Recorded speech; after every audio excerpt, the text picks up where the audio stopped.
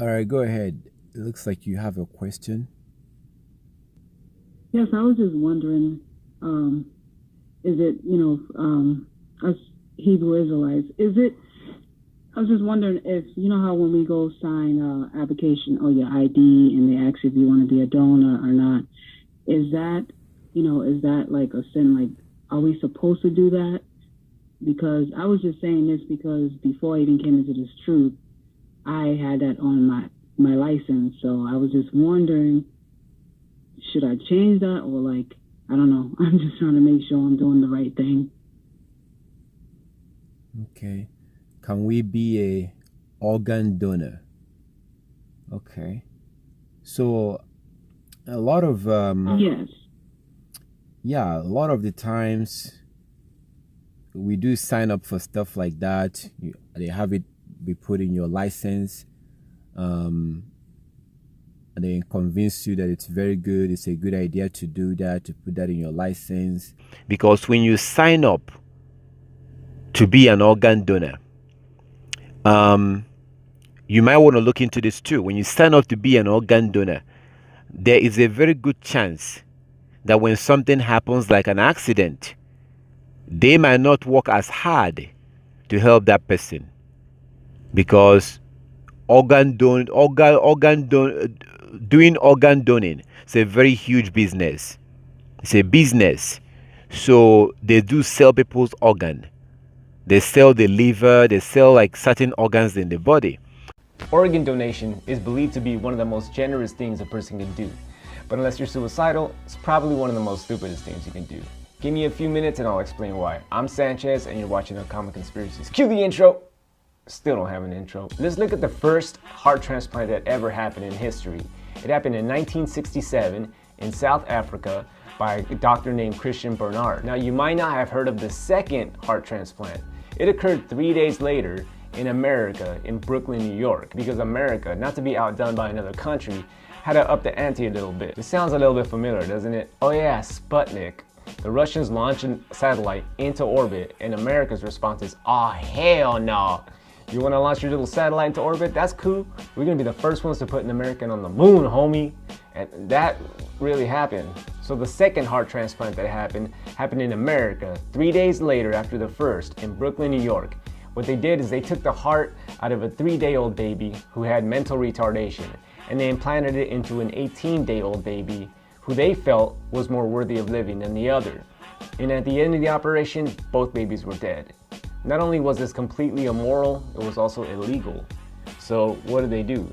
Did they rethink the whole process of playing God and deciding who lives and who dies? No, they went to Harvard, who started a committee. So what Harvard did is they created a bunch of new terms that would moralize the whole process. They gave us irreversible coma, and then they gave us beyond coma, and then eventually they gave us cerebral death, which was later to be known today as brain death. What you need to understand is that the organ donation industry is a multi-billion-dollar industry. It's actually bigger than the abortion industry. Okay, so that means there has to be a lot of organs for this industry to even exist. Because if there's no organs, there's no industry. Try Googling brain death and finding a case before 1968. You won't find it. And the reason you won't find it is because it didn't exist. And brain death still doesn't exist. It's just something that the almighty Harvard just created out of thin air. Let me tell you what brain death really is. Brain death is brainwashing of you. Early on in the whole organ donation process, they ran into a little bit of a problem, which is they would start cutting into these brain dead people and they would find that these brain dead people were actually not dead at all. They would actually move around and start twitching when they were getting cut into. What was the solution to this problem? They started to strap these people down. And eventually they got to the point where they started giving them a paralyzing agent. Doctor, heart rate's rising. There's a John Hopkins study that was done that found that most people that have their organs taken from them, they monitor their heart rate and they monitor their blood pressure. What's his blood pressure? BP 138/92. And guess what? The heart rate goes up, the blood pressure goes up as well. These people are aware of what's going on. They just can't move. Still having trouble believing that brain death is not actual real death? Check this video out. And by the way, this is a little bit of a graphic video, so if you don't like blood or anything like that, I would turn away for a moment, and I'll tell you when you look back. Here's a video of a person who is an organ donor, has been pronounced brain dead, and As you can see in the video, they cut him open, and lo and behold, look, there is a heart. It's a beating heart. It's a beating heart just like your heart, just like my heart. And it's horrifying to think that there's a possibility that this person is getting cut into is completely aware of what's going on and can feel everything. Okay, you can look back now. What? Am I supposed to be asleep right now? Everyone ready to get started here? I can still hear you. What's the matter? I don't know if I can do this. Do not get paranoid. Just inject the heart. In an hour, he'll be dead and we'll be rich. Wait. What? See, all these laws are set up to get your organs. Let's talk about the Uniform Anatomical Gift Act. Now, this act presumes that everyone is an organ donor. And check this out. The language inside the Uniform Anatomical Gift Act was changed in 2006. It used to say after death, and now it says near death. Now, I don't know about you, but near death to me sounds like you're not dead, but you're still alive. Call me a conspiracy theorist. I'm not dead. Yeah, he says he's not dead. Yes, he is. I'm not. No one is safe. This makes me mad. This should make you mad. Knowing that you can get into a car accident, bang your head, end up in a coma, you're in the hospital, they get dollar signs in their eyeballs, they declare you brain dead, and before you know it, you got the dude from Short Circuit trying to take your organs so he can make a bunch of money, which is really hypocritical if you think about it. So there are some risks, and when you're dealing with the hidden, you know that they are heartless. The hiddens are heartless and they will do anything for money. So I'm going to answer the question, the biblical aspect of it, but at the same time, I have to address the reality that we face. So when you are an organ donor, there's a very good chance that if an accident happens, one of the very first things they look at is your ID to identify that person. When an accident happens, the firefighters are going to look at the ID. They're looking for the ID to get the person's information. And that information will be passed on, of course, to the hospital.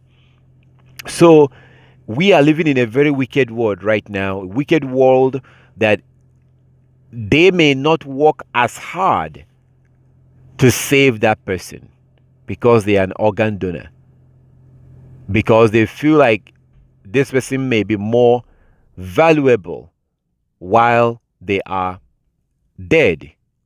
So it's a very interesting reality, and it's a very sensitive issue, because it's a sensitive issue to the point that I understand the need.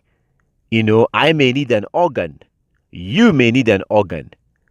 So, but we have to also face the reality, okay, that these devils may end up not helping that person in a way that they may help you, because of the medical system we have right now in the world. It's very corrupt. It's all about money, and people make decisions based on money.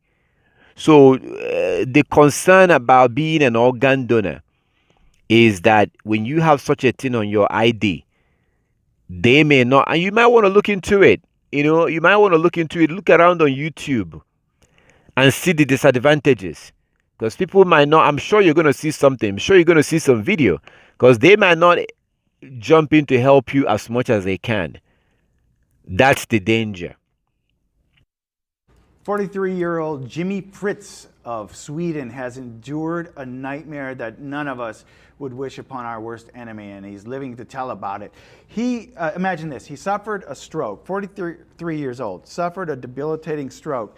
It took him an hour and a half to get him to the hospital because he was out on an island and he had to go by boat. So by the time he got to the hospital, he was completely paralyzed. And he had to deal with laying there completely paralyzed, listening to the doctors talk about taking his organs for donation because they thought he wasn't going to live. But he couldn't respond. That's a nightmare. Yeah, I believe only his eyes and ears were somewhat functional, but everything else was completely frozen. Yeah. He was in Sahlgrenska Hospital in Gothenburg, Sweden, and he was there. His family members were surrounding him, his girlfriend, because the doctors had told him there's very little hope. And he tells us this because now he's not in great condition, but he's able to now communicate. He says, "Only my ears and eyes were working. They looked at an x-ray of my brain, and when they had done that, they told my girlfriend that it wasn't good and that I wouldn't live. I could hear her crying the whole time, but I couldn't do anything. And then he says, I heard them tell my girlfriend and my relatives that there was no hope. I was scared because I thought that I was going to die then, and a hard death. I remember I thought, what will happen if they cremate me? Will I see the fire? Will I feel the fire? So that was bad enough. He's laying there going, I'm not dead. Fire. I'm not dead. Oh my gosh. Then he hears this. I hear them talking about donation. They wanted to do some tests on my liver and my kidney so they could give them to some people. I couldn't do anything. I could only see and hear. I couldn't move my body. Oh my gosh. It's incredible. I cannot imagine the trauma he went through. He's literally hearing people talk about how they're going to chop him up into pieces and burn him in a fire. Two of the worst possible things ever, and he can't do anything about it. And he's totally alert, totally coherent. He can see it, he can hear it, but he cannot move. Now, what upset me about this story, though, was that doctors aren't legally allowed to speak about this, to talk about donations until the patient is legally dead, legally brain dead. And he had not been declared legally brain dead yet. Now, as the story goes, it was a doctor that was on vacation that came back and said, you know what, I'm looking at these brain scans and they don't really look right. This man doesn't look like he's totally dead to me, so let's revisit this. He might have had some She was his saving grace. Weekend doctors, like not necessarily very experienced, who gave that diagnosis. And so when the regular doctor, he was there for 3 days in this condition. The other doctor returned from the holiday and he says this, she looked at my scans and said, this doesn't look too bad. I told the staff to give me cortisone to bring the swelling down in my brain. But even so, my girlfriend and my sister had to fight with the night nurse to give me cortisone. And that was just one day before they had said that they would make a final chance of survival assessment. So this is what I freaked out about organ donation. Now, you think you want to be an organ donor if that were to happen. But it raises the question, does that encourage them to not help you survive if they think that they're going to be able to farm your And unfortunately, organs? People have had that question before, and they are very skeptical, and some do not. Some people decide not to sign up to be a donor because of that fear, and I think that's incredibly unfortunate. Yeah, and I haven't done the organ donor thing, I feel guilty about that. I'm just being straight up honest about it, and it is exactly because of this. So I get in there, and they're like, "Well, we could fight to save his life, but we know this other person needs a liver, and this person needs a kidney, and are they just going to let it go?" And this is exactly what happened here. This other woman came back, and he says, if the doctor hadn't come back from holiday, would I have been made to lie there until my body couldn't take it any longer? He's filed a complaint against the hospital. It's not such a litigious society over there, so he's not doing like a major lawsuit, but he's filed a complaint against the hospital because of the fact that they were not allowed to talk about that with his family because he had not been declared brain dead. So now my question is here, in this particular case, they talked about it at a time where they weren't supposed to talk about it, right? Inside the room where he could hear it. But how many times does this happen where they're maybe outside of the patient's space, or maybe the patient can't hear it, but the patient's alive and they're still discussing this? How many conversations are going on about taking people's organs out when a person's still alive? How many times has it actually happened where they didn't come to realize that he could survive? We don't know. That's the frightening part. This guy lives to tell about it. He's obviously, he's still in recovery. It's been a couple of years since it happened. He's just beginning to be able to talk and he uses a wheelchair, but he can communicate. He's completely coherent. He's going to have a long life. And how many people has this happened to? It freaks the shit out of me, man. What? Now, it's not a must that it will happen. It might happen. It's just a possibility, but you don't want people to be gambling with your life, thinking, well, he's an organ donor or she's an organ donor. It's not losing them. It's not really much of a big deal. If we lose them, we could use their organ to save someone else. So that's the last thing you want people to be gambling. Strangers to be standing in a hallway, deciding whether to save you, whether to lose you to save someone else. That's just something that, I know you may think, oh man, damn, this guy is crazy. But we live in a very wicked world, and any evil thing is possible now. Any evil thing is possible in the world that we live in right now. So that's the danger.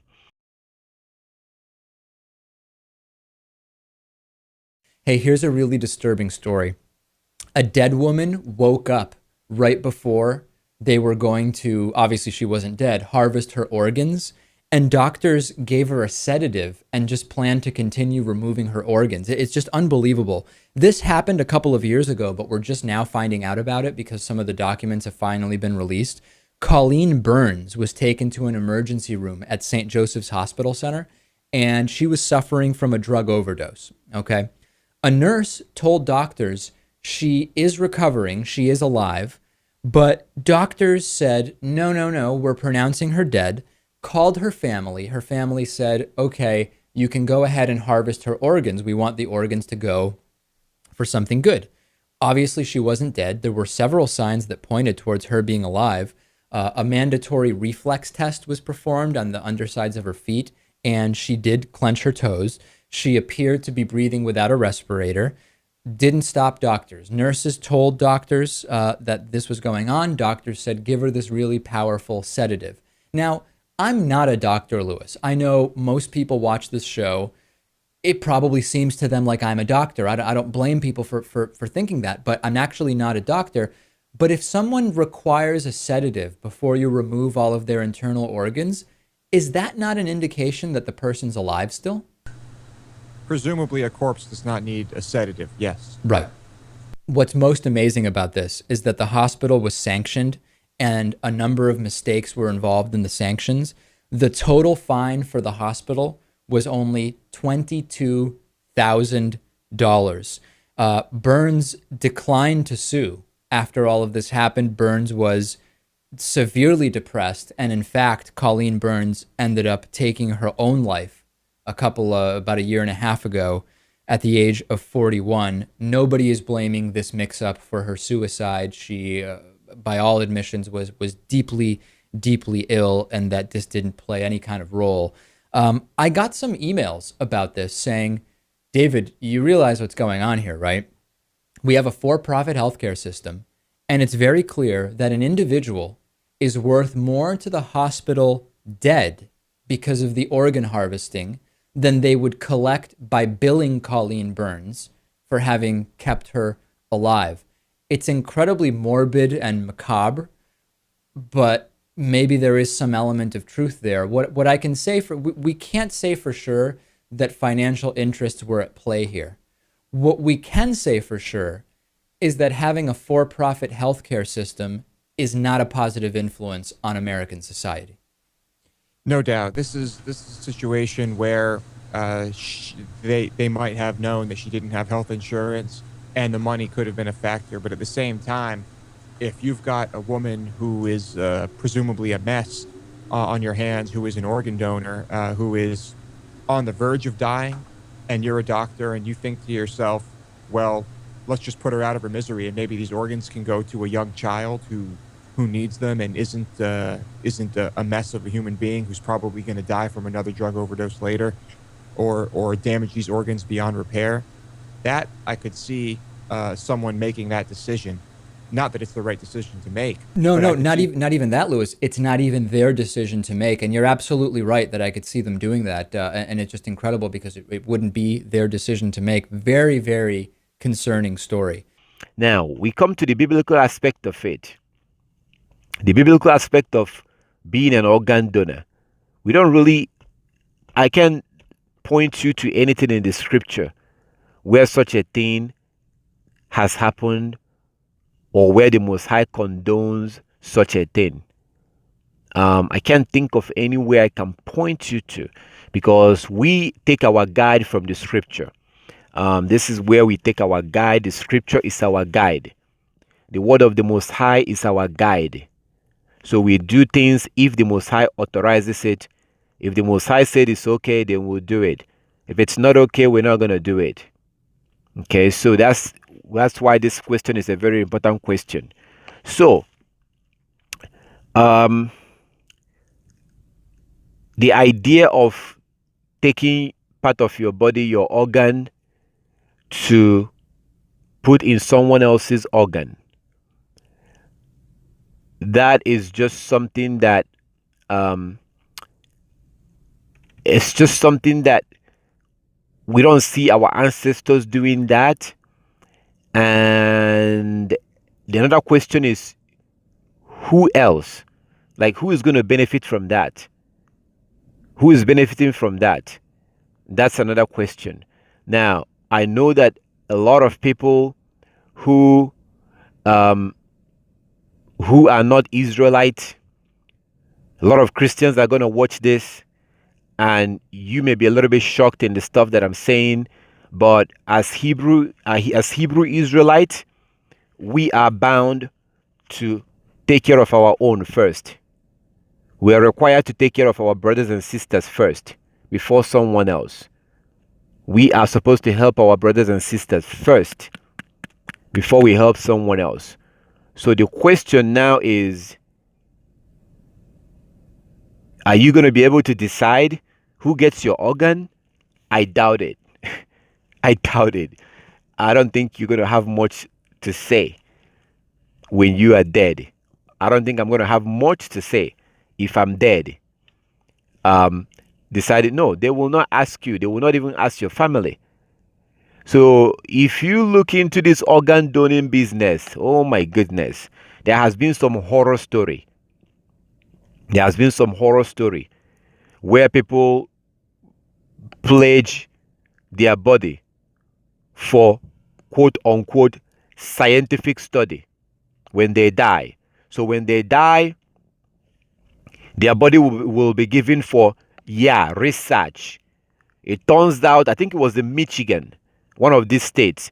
It turns out that there was a company that actually takes the body, the dead body. They cut the dead bodies in pieces and they sell the body parts.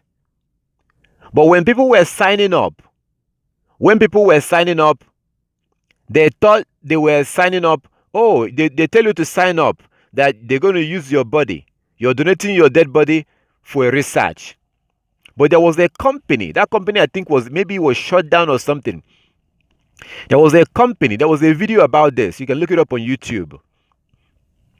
So there was a company that was getting these dead bodies and then cutting it and selling the parts. No. The Most High wants us to be buried when we die. The Most High wants us to be buried to the ground. We don't do cremation. Our bodies are not burned in fire. These are all the nonsense that we learn from the heathen. We don't do cremation. Our body is supposed to be buried on the ground. Dig the ground and bury us. That's the way we do it as Hebrews. So we're not supposed to do cremation. And oftentimes, these people will lie to you to become an organ donor or to donate your body. But then you realize, as this news came out or that information came out, that was the one that I saw. It shows that there was a company that sells the body parts, and people's body parts were being sent to different places, and it was for profit. So why would you donate your body? They lie to you. Oh, donate your body. They will use your body for research. Blah blah blah blah blah. You sign up that when you die they will take your body, and then it turns out that they will be selling the body part. They cut it and they sell the body parts. Oh my goodness, this is actually happening. This is actually happening. So why would we even want to sign up for such a thing in the first place? So if we're talking about, oh, I have a cousin or a nephew who is also a Hebrew Israelite, and they are keeping the law, and they need a kidney, or they need a liver, that's a totally different question. We will be discussing something else. Okay, we got a brother here, or we have a sister here that need this organ. That's a different thing. Now we're going to be looking at it from a different perspective. We are going to be looking at it from a different perspective. Okay, we're going to be considering certain laws in the scriptures as we look at it. But the idea of signing up with the heathen convinces you to sign up to be an organ donor. And you sign up and they put it in your driver's license. And then if that person happens to run into a car accident, you now have some hidden deciding whether you're going to live or not, whether it's better to try to save you or whether to use your organ to save someone else. And they are the ones that will decide who your organ goes to. Oh, that's why it's not a good idea. That's why it's not a good idea. And I'm sure they will try to flag down this video. I'm sure they will try to do whatever. You try to comment and give a thumbs down. To hell with you. To hell with you if you don't like what I'm saying. So we are going by the scripture. We are going by the scripture. So if we are talking about helping a Hebrew brother or a Hebrew sister, we're going to address this in a different way. But if we're talking about being an organ donor and giving that power to a heathen to decide who is going to get our body parts, no, we don't do that. We don't do that. We don't do that. So we don't do that. And that's just not, we can't allow the heathen to cut our body parts and use it to save other heathens. We can't allow those who hate the law of the Most High. We cannot give power over our body, which is the temple of the Most High, right? Our body is the temple of the Most High. We cannot, the Most High gave us this body. So we ourselves cannot then turn around and give a lawless person, someone that hates the Most High, someone who doesn't want to keep the law of the Most High. We cannot give that heathen, a filthy heathen, who doesn't want to keep the laws and the commandment of the Most High. We cannot give them power over the body that the Most High gave us. We cannot give them the power to profit over our body, to profit over our lungs, profit over our liver, over our kidney, to now take it and sell it to some filthy heathen. This is the temple of the Most High. I feel sorry for all the righteous people out there who are sick. All those who are keeping the law of the Most High, who are sick. This is not meant to be against you. For those who are keeping the law of the Most High, if you are not keeping the law of the Most High and you're sick, then you're eventually going to die. Because you became sick because you're disobeying the law of the Most High. You have to start keeping His laws and His commandment. The Most High said that if we don't keep His laws, He's going to make us sick. Deuteronomy chapter 28 from verse 58. If we don't keep His laws, He will make us sick. Deuteronomy 28 from verse 58. And then you see in Exodus chapter 23 from verse 25. Exodus 23:25. The Most High, our Creator, said that if we start keeping His laws, if we keep His laws, He will heal us. He will heal us and make us to become well again. We will become sick. I myself, who is sitting right here talking right now, I probably would have been dead by now. I got a very, very, very bad problem medically. It's through the law of the Most High. Because if you don't keep His laws, you are on your own.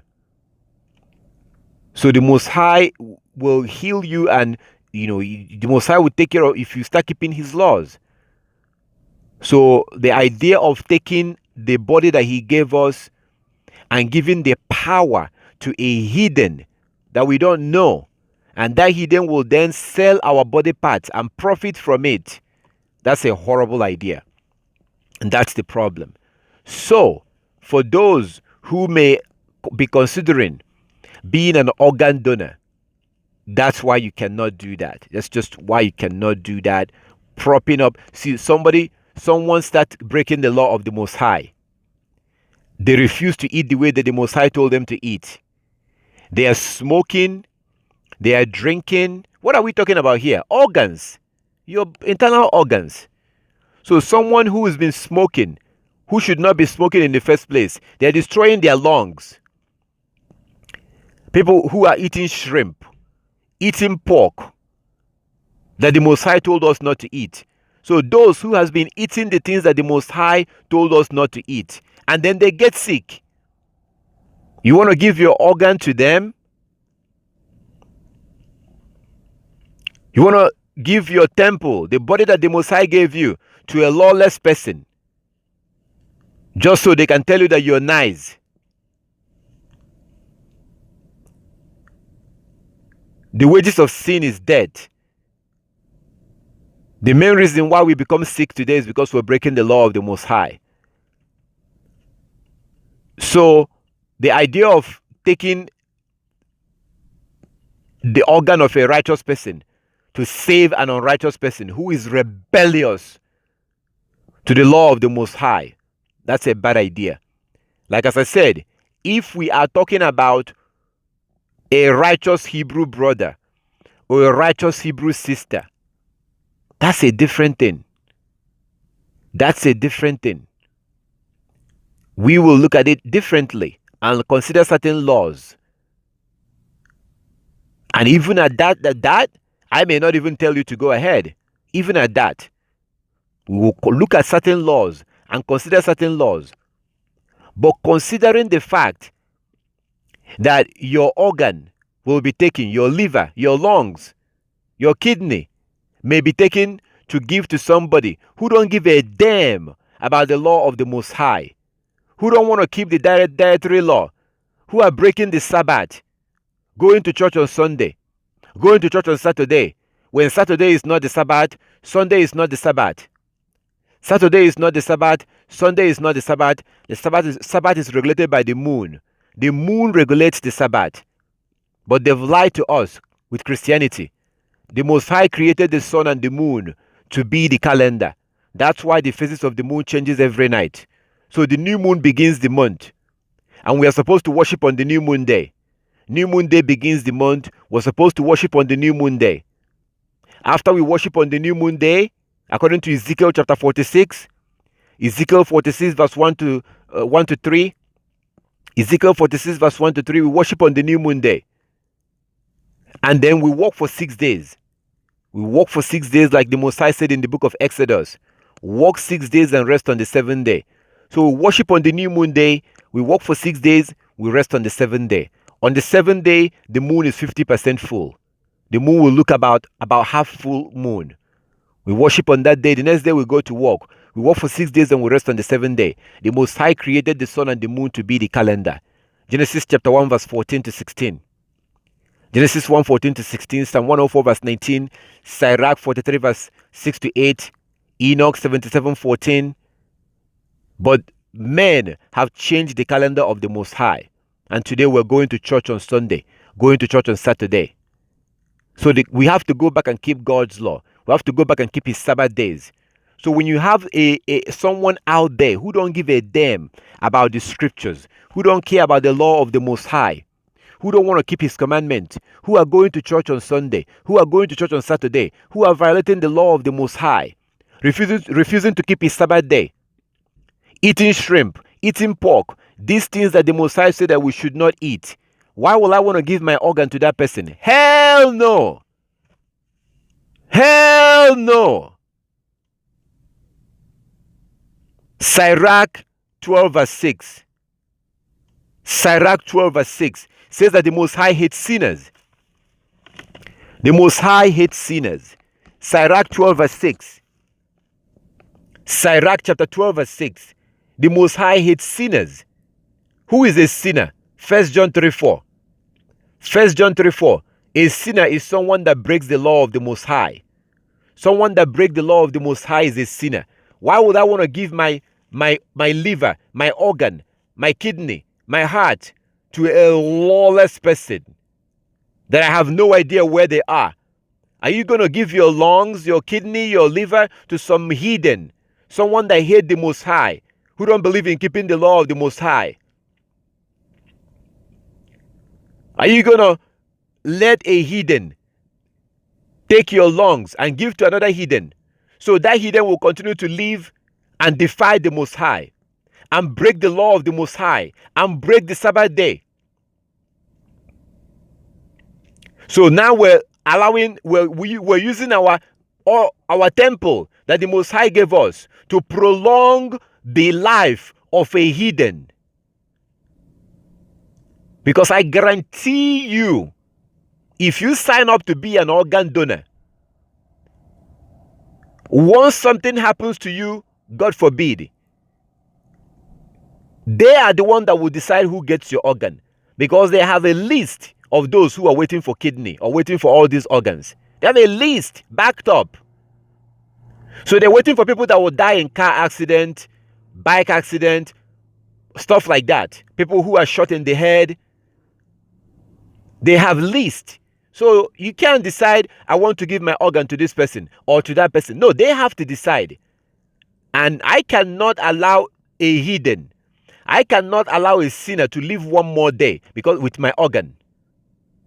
I will not be part of that. I'm not going to let someone that hate the law of the Most High to live one more day on this earth because of my organ. Because every single day they live, they keep defying the Most High. They keep breaking his Sabbath. They keep eating unclean food. They keep committing fornication. They keep lying, stealing, disobeying their parents, disobeying the Most High. Why would I want to let them receive my organ so they can live one more day? Now, if you can decide who gets it, like your cousin, your nephew, stuff like that, we will look at it from a different angle and consider some laws. Like as I said, after I look at some laws, I might still end up telling you no. So that we will begin to consider it at that level. But the fact that you have no control, who gets your kidney, who gets your lung, you don't have any control. Because of that, there's no way you can allow a heathen to continue living in this world when they have been disobeying the Most High. So that's the reason why I will not advise someone to be an organ donor. I will not advise it. I will not do it myself, and I will not advise you to do it. I will not advise you to do it. It's just not, like as I said in the beginning, I cannot show you anywhere in the scripture where the Most High approves something like that. There's nowhere. Sometimes people might want to twist the scripture to justify it. You will most likely see a heathen, a Gentile, an European that will try to twist the Bible by telling you, oh, you're supposed to love everybody. You're supposed to love your neighbor. So you're supposed to give your lung and your kidney to your neighbor. Who is your neighbor? Your fellow Hebrew Israelite. Your fellow Hebrew Israelite is your neighbor. So the heathen, the Gentiles, will want you to twist. They will twist the Bible to tell you that the reason why you should do it is because you're supposed to love your neighbor. Blah, blah, blah, blah, blah. No, your body is a temple of the Most High. David said in Psalm 139, Psalm 139 verse 18, verse 19, verse 20, Psalm 139, I hate them that hate thee. David said that he hate those that hate the Most High. Those that hate the Most High are those that refuse to keep the law of the Most High. They are the ones that hate the Most High. So why would you want to give your organ to someone that hates the law of the Most High? No, we don't do organ donor. We don't do that. If you have your son, your daughter, your son or your daughter, your mom or your dad, your brother, your blood brother or your blood sister that needs something like that, that's when we have to start looking into it and stuff like that. But to simply give your organ, donate your body to some heathen so they can profit off of your body and give it to another heathen that disobey the law of the Most High so they can continue breaking the law of the Most High, absolutely not. All right, my sister, if you can come back, I hope you understand what I just explained. As poison that and I'm definitely gonna undo this because now my state of mind is totally different. You know, I'm using, the wisdom that he has given me now. You know, what I had before, I was blind. I didn't see it this way, but now I've been seeing it this way. That's why I really needed to ask this question, and you just confirmed it. And I just want to say all praises, honor, and glory, and give it all to the Most High for using you to clarify and explain everything that's been in my heart already for doing this. And now I do have to undo this. Thank you.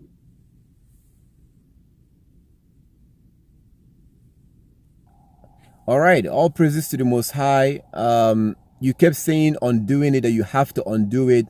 I guess you mean undoing it to go back and change it or something like that. Going back to tell them that you don't want to be an organ donor again. I think you get a chance when you do your license or something like that. When you renew your license, you might have an opportunity to like do it again. But you're dealing with people who are very corny. You're dealing with people who are very deceptive. So I'm sure it's very easy to sign up, and they will make you jump through hoops to undo it. They will make you jump through hoops and all stuff like that. So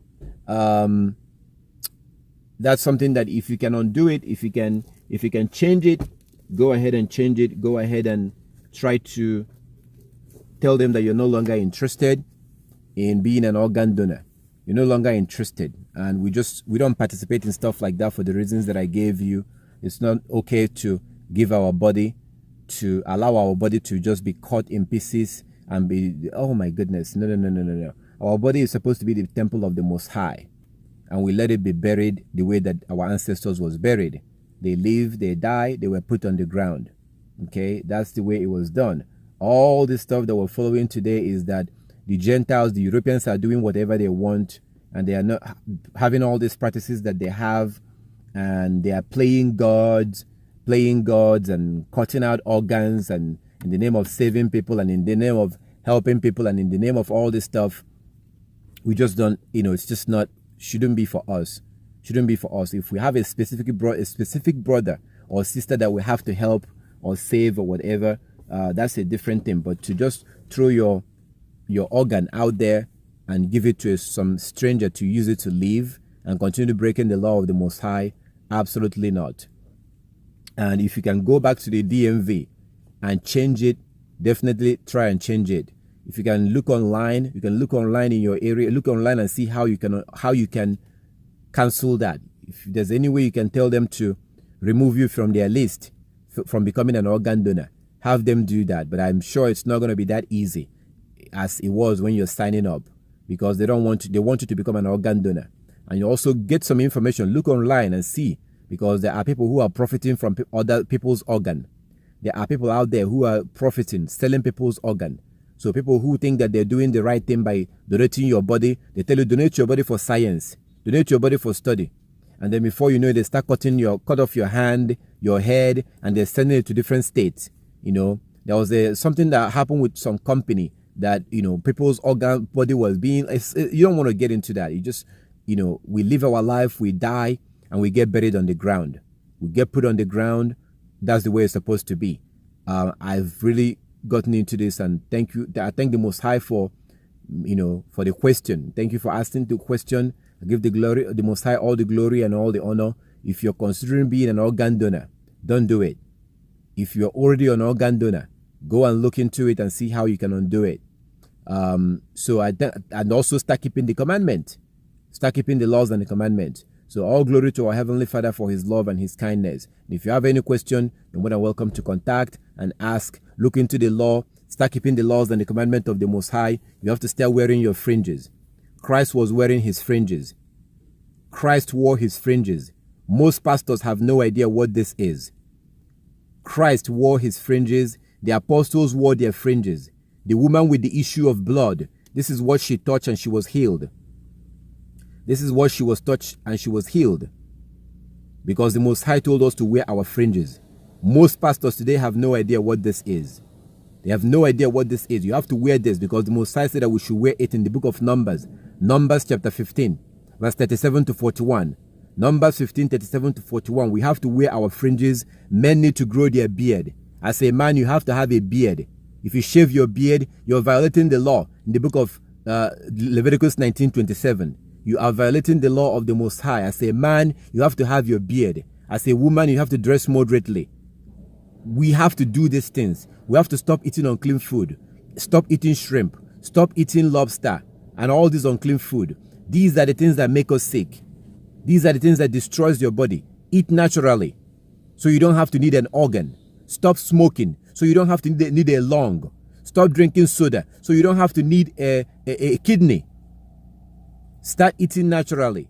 Keep the laws and the commandment of the Most High. Work 6 days. Rest on the 7th day. Keep his Sabbath day. We have to keep the laws and the commandment because Christ said so. Matthew 5:17 to 19. Matthew 5:17 to 19. Christ said that we have to keep all the laws.